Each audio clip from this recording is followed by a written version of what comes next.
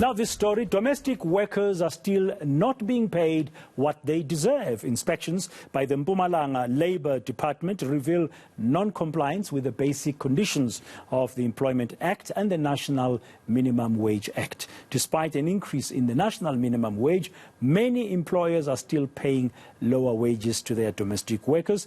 Let's discuss this now with Nhlahla Mbuyazi, who's an Occupational Health Safety Specialist with the Mpumalanga Provincial Department of Labour. Mr. Mbuyazi, good afternoon. Thank you very much for your time. Welcome to today. When did you undertake these inspections and what led you this time around to do them?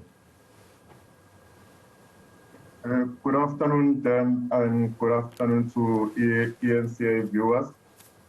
As the Department of Employment and Labour, Mpumalanga Province, we after the promulgation, after we published the new minimum wage by the Minister of Employment and Labour, Mr. Honorable Nhlahla Mbuyazi, on the 1st of March, we embarked on a number of projects where we were conducting, inspection in the domestic sector to test the level of compliance with regards to the new amendment.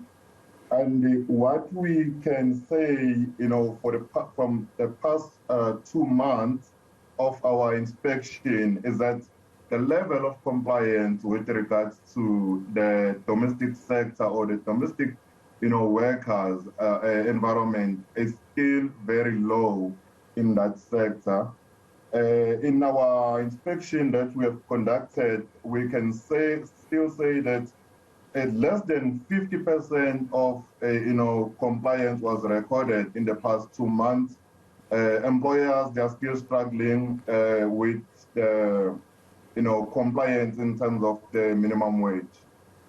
Yeah, and the minimum wage is what, 23 Rand 19 an hour as promulgated in March. And so what are you finding? What are the numbers telling you in Mpumalanga? But then, honestly, the numbers, they are still low. Employees, especially domestic workers, we just increased, our minimum wage from 21 Rand an hour to 23 Rand an hour. But still, we found employers even pay a way less than 21 Rand, hourly rate. And we have since, issued our enforcement notices to those employers that are still, not implementing, the minimum wage. You'll find in some areas, domestic workers, they are still earning roughly from 1,500 to 2,500, which is below the minimum wage. Yeah. So what are the reasons that are being given? I mean, currently, South Africa is battling economic growth-wise, as we all know, and the coronavirus pandemic has not really helped much. What are the main factors? Maybe that's the question, not reasons. The main factors that might be contributing to such behavior by employers, especially for domestic workers. Yeah. Then, as you well aware that prior 1994, this sector was not clearly regulated, and safely so to say, even back then, even prior COVID, we still had, non-compliance in this. We're still experiencing non-compliance in this sector. One of the key issues which, to allow or give us a jurisdiction in terms of conducting inspection, what we picked up is that employers in the domestic sector, they are not registered. They are not registering their employees with, your unemployment insurance fund. And even after the Concord judgment, which allowed the domestic workers to, to be registered at the compensation fund, you still find those employers who are not registering or who are not registered with our insurance fund. And one of the key things, then what we can say, I think it's just an ignorance of the law. We had advocacy, a number of seminars where we want to bring everyone on board. We want to bring the employers on board in order to implement, our legislation. We want to assist the employers in terms of ensuring, compliance in that sector, because one will argue to say it could be the lack of information. And we had, advocacy on radio, on billboard, where we're trying to increase awareness around the domestic, sector. Yeah. Ideally, what should be the total wage for a normal working hour? Is it 40 a week? Is it 40 hours a week, or a little bit less? What is it now?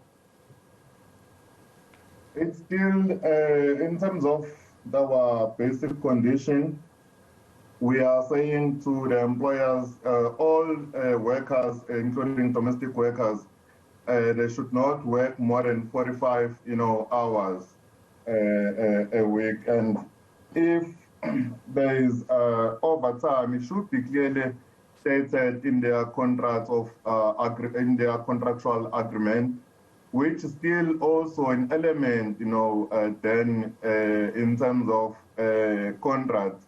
Most of the employers or employees working in that sector, they don't even have a mere contract which will stipulate the working condition and the working hours for the domestic workers. Okay, and that maximum of 45 hours, the max a week, would give how much a month? I mean, if it's 23 Rand 19 an hour, is it somewhere between 4,000 and 5,000 Rand a month? In our calculation, we estimated about 3,710 Rand a month, emanating from 23 Rand an hour, if you calculate at, 40 hours. Yes.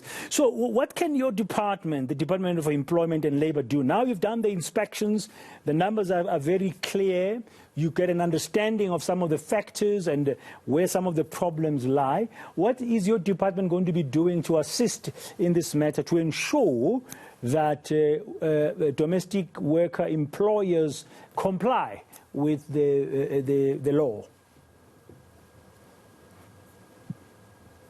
In the past few months, we had, as the department, number of seminars. One, we had it in Durban in February, and recently we just had a seminar focusing in the domestic sector at Mpumalanga area, where the famous Mpumalanga is coming from. The deceased, the late Mpumalanga, we had a seminar in that aspect, trying to advocate and increase awareness. We want to bring the employers on board in order to assist them in ensuring compliance with our labor laws. And what has been challenging then is that it's very difficult to access these areas, because remember, these are private households.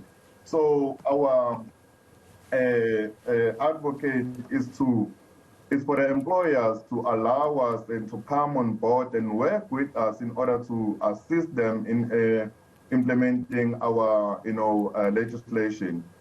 Okay. And we've been struggling in that aspect, to get the employers to come up and say, we open our doors. We want labor to assist us with the registration of UIF registration, with COIRA registration, because we have inspectors which we can dispatch to assist employers in terms of registration.